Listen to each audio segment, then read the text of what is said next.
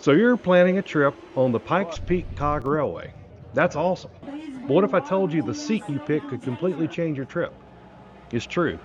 In this guide, we're going to show you exactly how to snag the best seat for those incredible views. Plus, I'll share some must-know tips for your journey, from what to pack so you don't freeze at 14,000 feet, and how to use every minute you have at the summit of America's mountain. That's the old Summit House.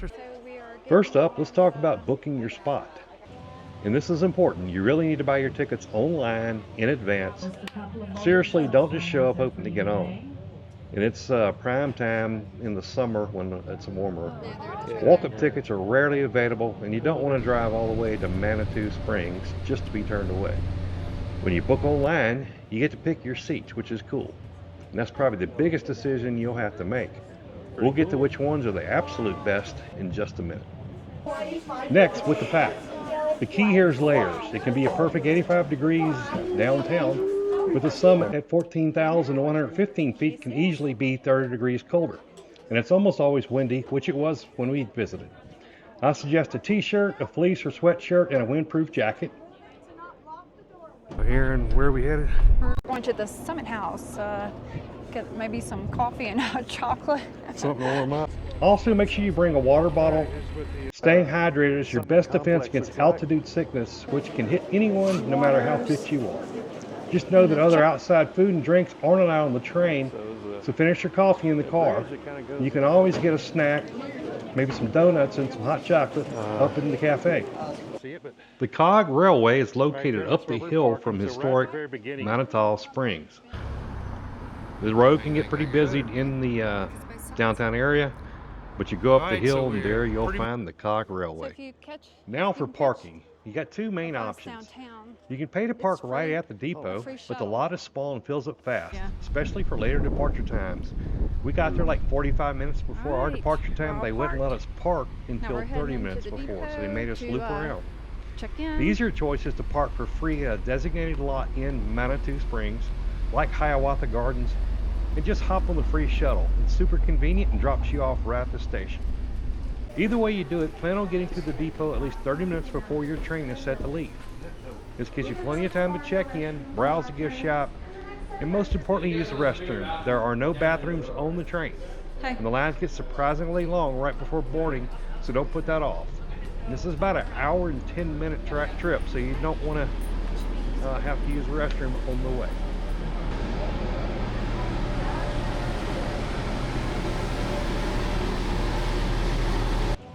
Alright, let's talk about those seats. For the best possible views on the way up the mountain, you need to book a seat on the 3-seat side. As the train is climbing, this is on the left side. It offers the most wide open, stunning views of the landscape. The train doesn't turn around for the trip down, so the view you have on the way up is the same one you'll have on the way down. Honestly, any seat has a great view. The ones on the right, it's just more up front against the mountain face, whereas the ones on the left are just more expansive. You see lots of lakes, waterfalls, and so forth. The ride to the top takes about an hour. You'll climb through different climate zones, from the green forest near the bottom to the stark and beautiful alpine tundra above the tree line. Now you think we're going by multiple trees, but this is actually an aspen grove. So underneath the ground, it's all connected by one single root system, literally making it one tree. So you need to set your alarm. The conductor also acts as your guide, pointing out cool rock formations, bits of history, and keeping an eye out for wildlife like yellow-bellied marmots and maybe even some bighorn sheep. Alright, so we made it to the summit, which is at 14,115 feet. Heading out. The moment you step off the train at the summit, the clock is ticking. You'll have about 40 minutes to explore before you need to get back on that train for the ride down. And they're very punctual, so you don't want to get left behind. Here, and where are we headed? We're going to the Summit House.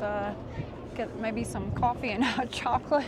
Something to warm up. Alright, here's what the summit complex looks like. Wonder if that's the old Summit House or something there?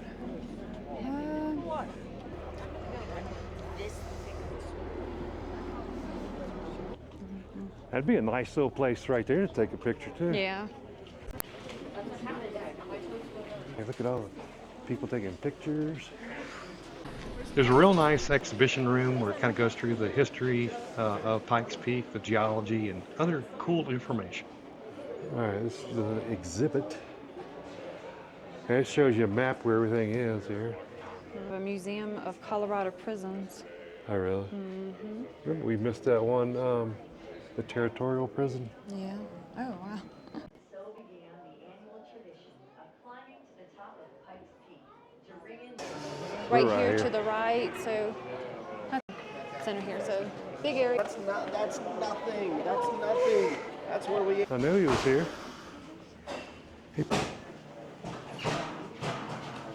Yeah, we made it to Pikes Peak. On a clear day, the views are incredible. You can supposedly see 5 different states. And windy cold. Look at all these little lakes. And look at the hairpin on if you drive up here. Yep, so we're up here at the top, Pikes Peak summit. Some beautiful views, as you can see. There's a lake out down there. So you should be able to see the hairpin of the road there, where you could actually drive up here as well. Pretty. Look at just these lakes are so cool looking. Yeah. I'm just gonna keep going from here. Yeah, do a panorama. Yeah. Look at the bus making that hairpin right there. Woohoo! All the way around. Head inside the Summit Visitor Center. Yeah. Beautiful new building. Great place to warm up and check out the exhibits, the cafe, as well as the gift center. Those are self-serve. And third, can't leave without doing this, get in line for the world famous Pikes Peak donuts. There's something special about eating a fresh donut made at over 14,000 feet. Just remember to take it easy up there. The air is thin, so keep sipping your water and don't try to rush around. We dropped by the gift shop as well and picked up a pen and a hat. Because it says Pikes Peak and it has elevation on it. Yep, cool. Yeah, Here. Our 40 minutes was about up. All right, You'll we're hear a now whistle, headed back to then the you got to train. start heading back to get on the train to go back as down long as you the think. mountain. So there's our cog that we're gonna get on, and we're heading that way. Again, 40 minutes you think is a long time. By the time you get off, go inside the visitor center, and then do a couple of things. It's busy, so make sure you pay attention to your time. We got to wrap it up. It's time to get on.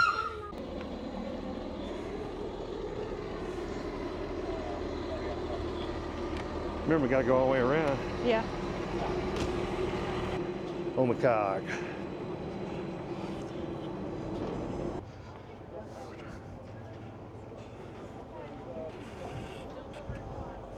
And I tell you, the camera doesn't do justice. These were some just incredible, outstanding views of the valleys of different lakes, and even Colorado Springs and Manitou Springs in the background. Yeah, beautiful. Hello, I heard your announcement.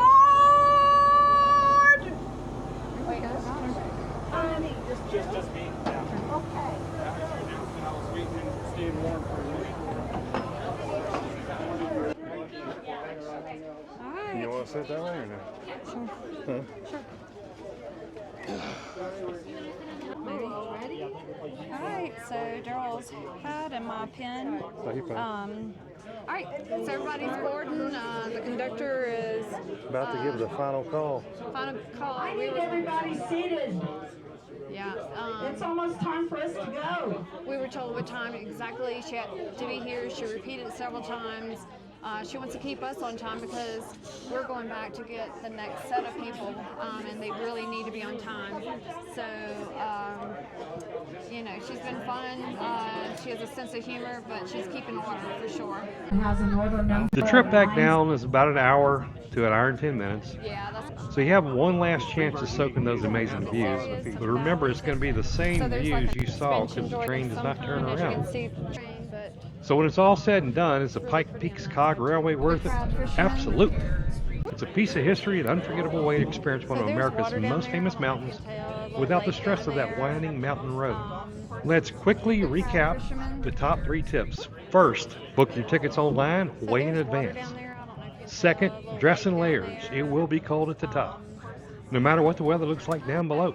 And third, for the best views, and grab a seat on the 3-seat side of the train next to the window. Adventurers, I'd appreciate it if you give this video a thumbs up and subscribe for more travel tips. We're back at the station. It is 4:30. So just to let you know, it's 1 hour and 10 travel time there and back, and you get 40 minutes up at the summit. So And that 40 minutes is quick, I'm gonna tell you. it is quick.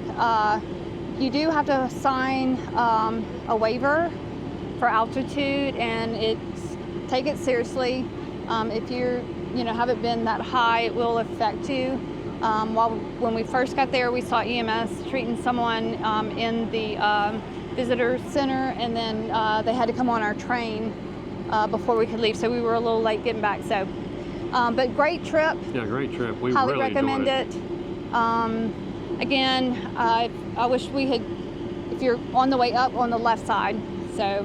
Be on the left side, Yep. yeah. And also depending on how you like it, you'll sit in the same seat. So watch where you're sitting, because on the way up, do you want to be facing forward or back? Because it's the opposite coming back. So depending on which way.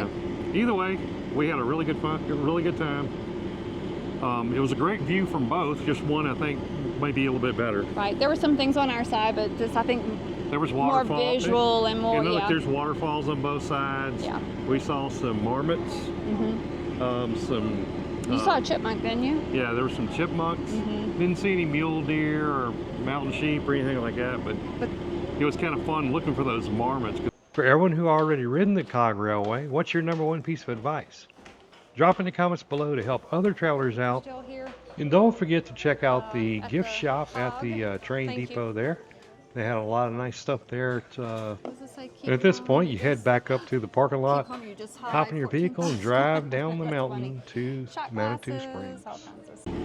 Hope that helps you out. We hope you enjoy the video. If you have any comments, if you've done this trip before and you have anything else to say that would help others, Or any questions you got or any about it. questions, please leave it down below. Thanks for watching. And as always, We will see you in the next video.